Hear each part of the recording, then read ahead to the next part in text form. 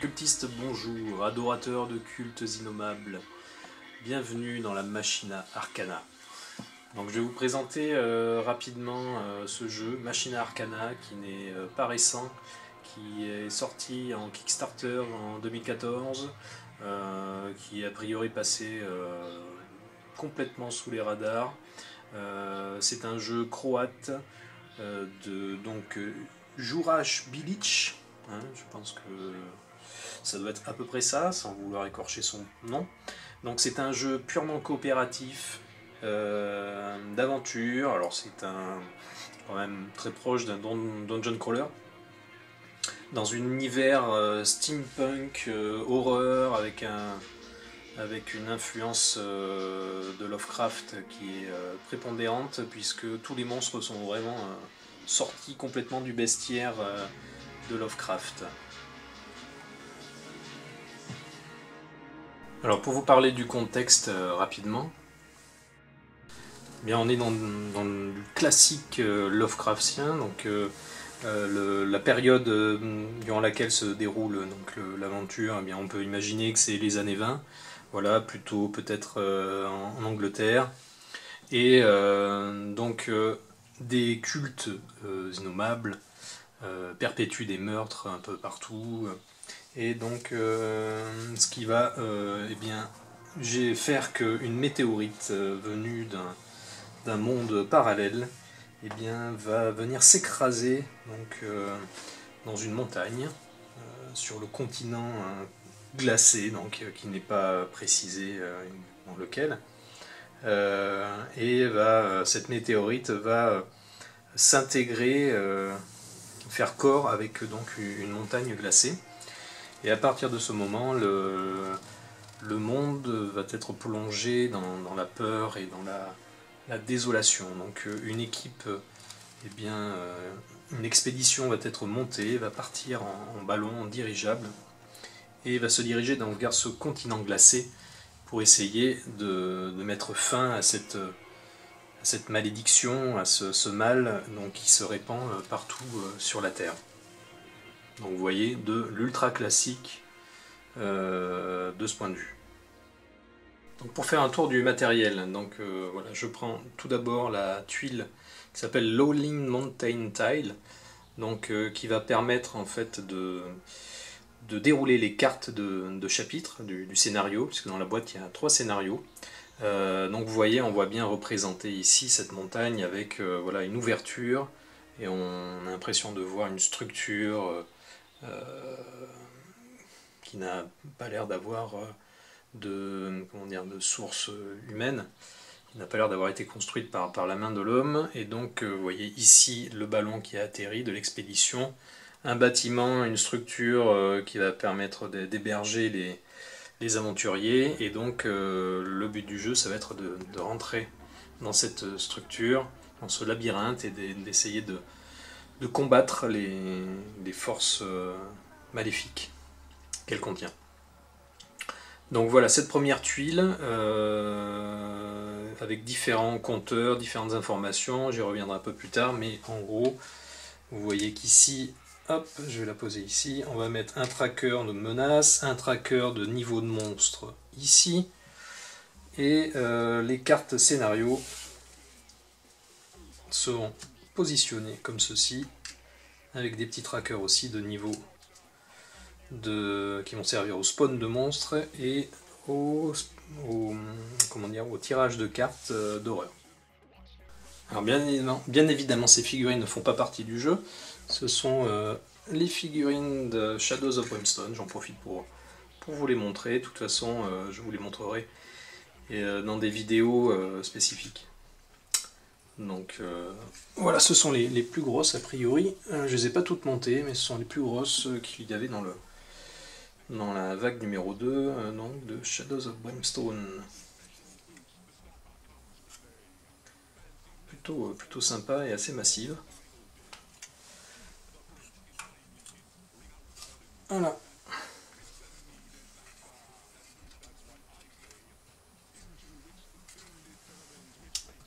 Alors pour en revenir à Machina Arcana, donc on a 3 livrets de règles, 3 livrets pardon, donc un livret de règles qui est en version 1.2, vous voyez, le jeu a été livré en version 1.2, donc il y a même une version 1.3 que vous trouverez sur Board Game Geek, et donc qui fait un certain nombre de mises à jour. Donc le livret est plutôt pas mal fait. Après, c'est vrai que durant le jeu, il y a quelques interrogations qui peuvent se poser, mais c'est pas. Je dirais que le système de règles est propre. Donc pas de grosses difficultés, quelques petits points lors des déplacements des monstres, mais bon, rien de gênant. Donc un système de règles plutôt propre, le livret est pas mal. Est pas mal fait. Ah oui, en termes d'esthétique, ce que je voulais dire, c'est que le jeu est superbe. Hein. Ça, je le trouve personnellement vraiment superbe. Hein. Une attention particulière à tous les éléments du jeu, vous allez le voir, a été apportée. Donc on a également un livret d'histoire, parce que le contexte reste simple, mais en fait vous allez retrouver dans ce livret d'histoire vraiment une petite nouvelle carrément qui va une nouvelle vraiment dans le pur style de Lovecraft. Voilà. Alors c'est en anglais, c'est sûr, donc ça va demander un petit peu de temps à lire. Mais vous voyez qu'ici, voilà, donc le départ en ballon vers ce fameux mont, cette fameuse montagne dans laquelle s'est écrasée cette météorite. Vous avez ensuite la présentation de l'expédition, des membres de l'expédition. Hein. Donc ils ont tous des classes. Donc, vous avez Bruiser, vous avez Mystique, Crafter. Voilà, donc toujours une esthétique particulière, mais que je trouve vraiment réussi. Alors c'est un livret de très belle qualité, vous voyez, avec une reliure collée. Vraiment on est dans de la haute tenue de matériel. Voilà l'arrivée et puis la rentrée dans la structure, hein, dans ce labyrinthe. Voilà, donc je vous en dévoile pas plus, mais vous voyez, juste pour montrer les images.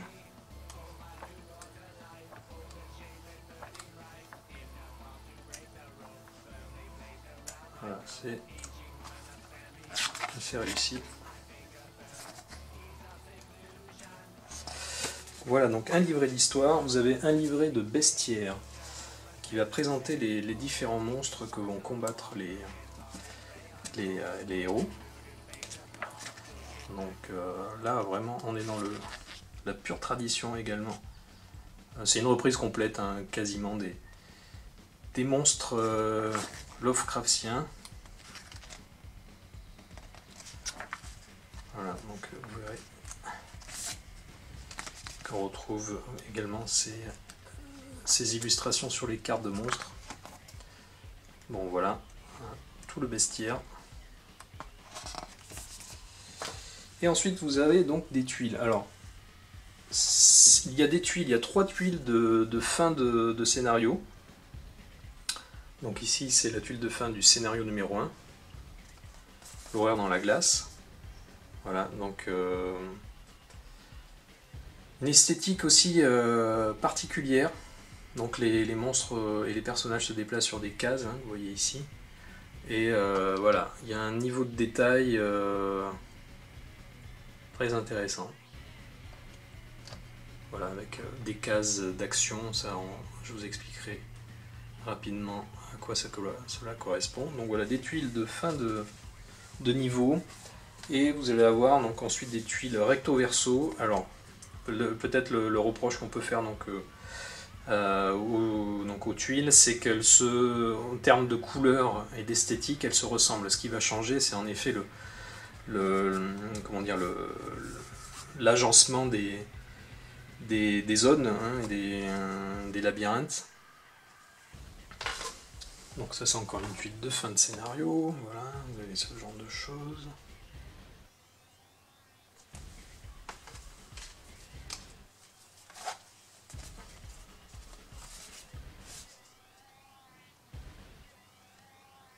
Donc on est un peu toujours dans le même genre.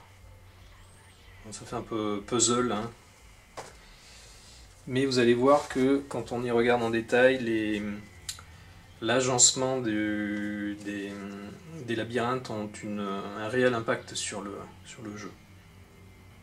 Ça, j'y reviendrai un peu plus tard. Donc voilà, je ne vous les montre pas toutes, on est un peu toujours dans le même esprit. Voilà, il y a quand même des petites choses. Voilà, là ici, il y a des crevasses. Je crois qu'il y a une tuile où il y a des ponts. Voilà, il y a un pont là. Il y a 2 ponts. Donc voilà.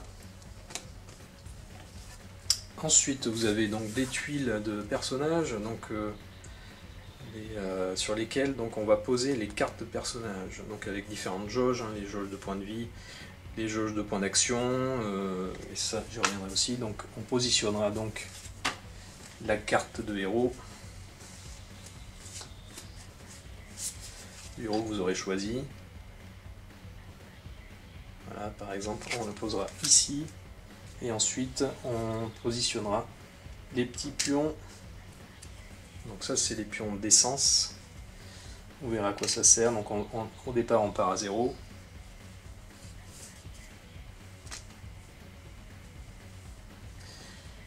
Et vous avez donc les points de stamina. Les points de stamina, ce sont les points d'action qui seront à dépenser lors d'un tour de héros. Les points de vie. Voilà, donc chaque carte de personnage, vous voyez ici, compare avec des caractéristiques de base, donc j'y reviendrai également tout à l'heure, des points d'armure, des points de volonté, des points de vie, des points de stamina, donc c'est des points d'action, et des points d'essence. Ça c'est la valeur maximum de points d'essence que peut avoir un héros, sachant qu'il part avec 0 points et il en gagne au fur et à mesure. Voilà, donc des cartes de héros sur lesquelles qu'on posera donc sur ces tuiles. Vous avez ensuite des cartes de monstres.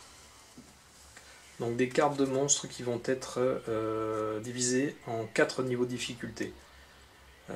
Voilà, donc tous les monstres sont différents et vont avoir des pouvoirs particuliers avec un petit texte de fluff. Voilà, donc on rappelle des caractéristiques.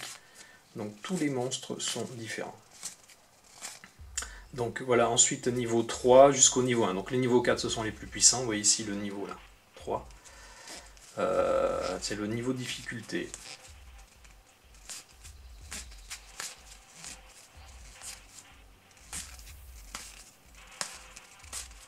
Donc un parti pris esthétique, en termes de niveau des monstres, hein, dans les illustrations. Donc illustrations noir et blanc.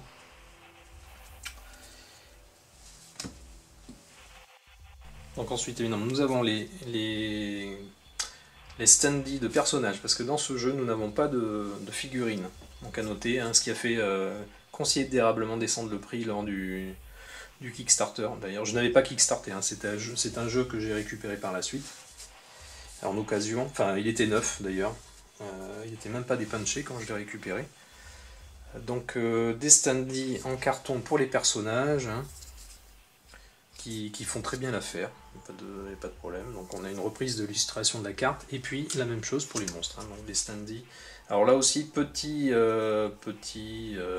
critique éventuellement, c'est qu'en effet, pour les différencier, c'est pas toujours évident. Alors on a le nom évidemment du monstre sur le standee, mais il faut quand même bien regarder pour les différencier, puisque en termes de dessin, il y en a pas mal qui se ressemblent un petit peu. De toute manière, on ne dépassera jamais 4 monstres, vous le verrez plus tard, 4 monstres sur un plateau. Donc voilà, on n'est pas submergé par les monstres, il peut y en avoir que 4 au maximum, à un instant donné. Alors, suite du matériel, donc nous avons des cartes d'horreur, des événements d'horreur. Donc ce sont des cartes, voilà, qui ont ce sigle et qui donc ont un texte de fluff à chaque fois, vraiment dans le pur style pareil de Lovecraft, voilà, avec des termes un peu comment dire, désuets, voilà, avec une exagération des impressions et des descriptions. On est vraiment dans le style d'une nouvelle de Lovecraft. Donc toujours le texte d'ambiance et après vous avez l'effet en bas de la carte. Donc ce paquet de cartes, eh bien, il est constitué par des cartes qui sont communes, hein, à toutes les aventures, qu'on mélange avec des cartes qui correspondent, voilà, numérotées 1, donc ça veut dire scénario numéro 1. Voilà, donc on mélange ces cartes et puis ça constitue la pioche. Donc il y a des effets qui sont persistants. Donc c'est des voilà. Donc je reviendrai un petit peu en détail. Donc des cartes d'horreur, d'événements d'horreur. Ensuite vous avez des cartes d'événements tout court. Alors attendez, le thème. Ouais, donc le terme exact c'est des événements d'exploration. Donc là c'est un petit peu pareil, on a toujours un texte d'ambiance avec donc l'effet en bas, le titre de la carte. Et c'est pareil, ce paquet on le constitue avec des cartes qui correspondent au scénario, donc ici c'est un numéro 1, mélangé à des cartes qui sont communes. Voilà, donc avec des effets, donc ces cartes ce sont des... cette couleur ça veut dire que c'est un effet persistant, et la couleur jaune, ça veut dire que c'est une carte que va récupérer le héros qu'il a pioché, qui va la garder avec lui. Donc voilà, donc, les cartes sont d'excellente qualité, je voulais le dire. Elles sont épaisses.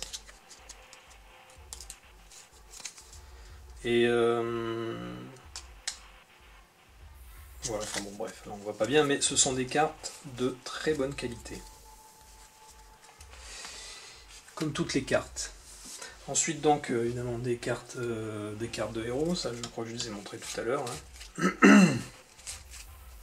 Donc il y a pas mal de héros en fait. Hein. 1, 2, 3, 4, 5, 6, 7, 8, 9, 10, 11, 12, 13, 14. Alors une partie très intéressante du jeu, c'est sa gestion de l'équipement.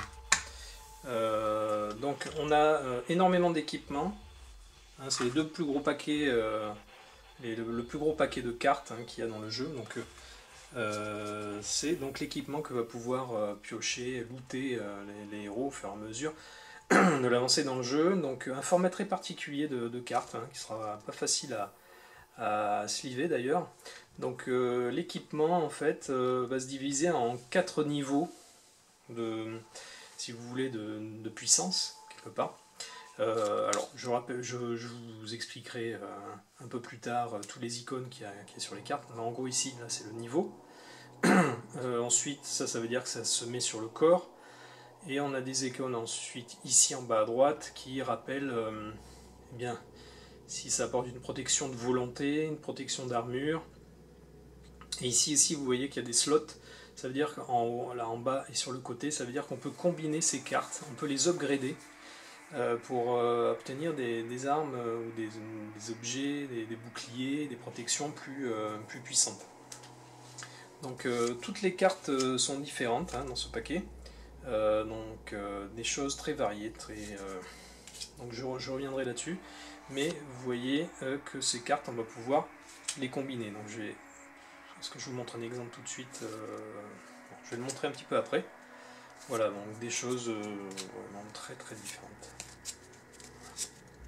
Donc là on est toujours dans les cartes de niveau 1, donc les effets, voilà, donc là pour le moment ça peut paraître un peu obscur, mais c'est une mécanique qui est très intéressante dans le jeu, voire la mécanique la plus intéressante, sa gestion de l'équipement. Voilà, bien sûr des pistolets, des boucliers, des sabres, des épées, Glazing Mirror. Voilà. Donc là on est dans une esthétique complètement steampunk, horror, quoi, hein. Bon voilà, donc je vais pas vous les montrer toutes, mais sachez que il y a énormément de cartes et elles sont toutes différentes. Donc carte d'équipement. Voilà, ça c'est fait. Et ensuite on va voir évidemment plein des dés. Ah oui, les dés, les fameux dés. Alors les dés, donc on a les dés comme ça, les dés blancs. Donc ce sont des dés d'attaque. Voilà. Très joli, avec une très belle gravure. On a les dés d'attaque noirs qui sont plus forts. Hein,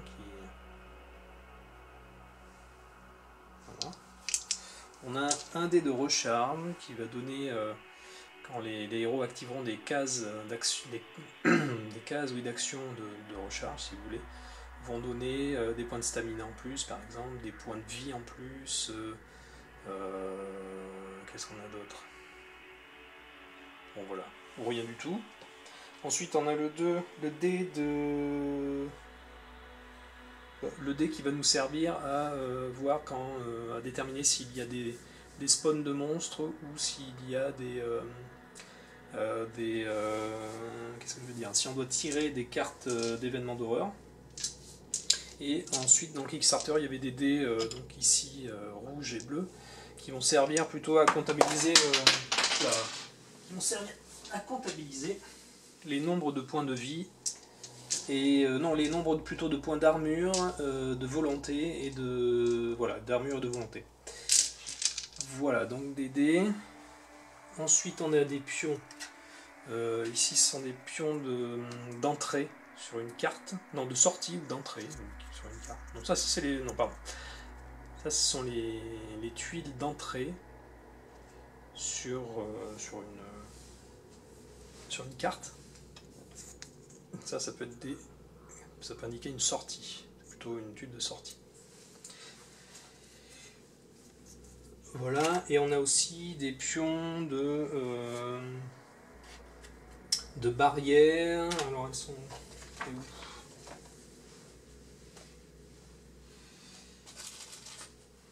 Voilà, je reviendrai un petit peu après, mais ici vous avez on peut positionner des portails ou des barrières aussi sur le plateau. Voilà pour le matériel. Ah oui, non, j'oubliais aussi également des pions d'exploration. Donc quand on va activer des cases, je vais y venir tout de suite, hein, des cases d'événements, des cases de trésors, etc. On va eh bien retourner, enfin on posera un pion sur la case, ça veut dire qu'on ne pourra plus fouiller, on ne pourra plus activer ces cases d'action. Et puis il y a également des cases de chapitres, d'activation de chapitres qu'on doit éclairer. Et donc quand on le fait, on posera sur les cases de chapitre ces pions pour indiquer qu'on pourra passer à un chapitre suivant du scénario. Voilà. Évidemment, aussi très important, donc ce sont les cartes de scénario. Donc vous voyez qu'ici on a une pile qui correspond donc au scénario que l'on va jouer, pile de cartes. Et quand on va commencer eh bien, à jouer, on va retourner la première carte ici, vous voyez, et donc on va avoir une image qui correspond au texte que l'on va lire. Voilà. Donc ici c'est l'entrée. Donc vous voyez qu'il y a un texte d'ambiance et donc ensuite ici des valeurs avec voilà. Donc ici c'est la valeur de spawn, vous verrez à quoi ça sert, mais en gros à la fin de chaque tour on lancera un dé.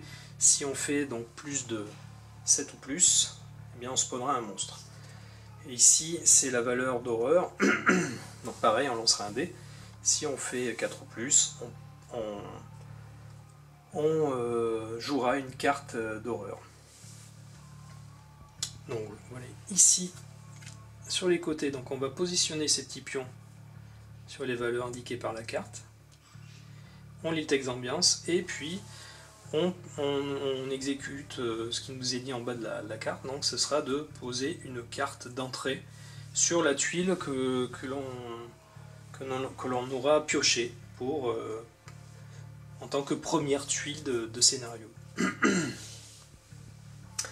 Donc ensuite ici vous avez des niveaux de monstres, donc c'est le niveau de difficulté. Donc là, pour le début de partie, on est sur le niveau 1.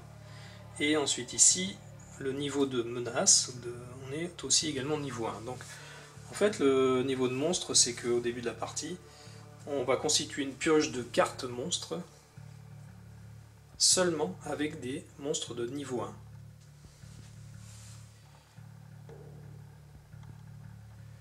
Voilà. Donc on prendra toutes ces cartes de niveau 1, constitue une pioche, et on jouera en début de partie avec ces monstres. Voilà, et donc au fur et à mesure qu'on va avancer qu'on va activer des cases de chapitres, j'y reviendrai un peu après, eh bien on passera au chapitre suivant. Donc on tournera la carte, on aura toujours une petite image, une illustration qui correspondra au texte de la carte d'à côté, et pareil, ensuite on réajustera les niveaux de spawn, donc là c'est 6, et là c'est 4, donc c'est toujours pareil. Et ensuite on exécutera ce qui est en bas de la carte. Donc les explorers peuvent bouger de 4 cases. Voilà. Donc maintenant je vais, plutôt que rentrer dans les détails des règles, je vais vous parler plutôt des choix de gameplay qui ont été faits pour ce jeu, qui sont originaux, qui peuvent paraître arbitraires, mais qui marchent bien.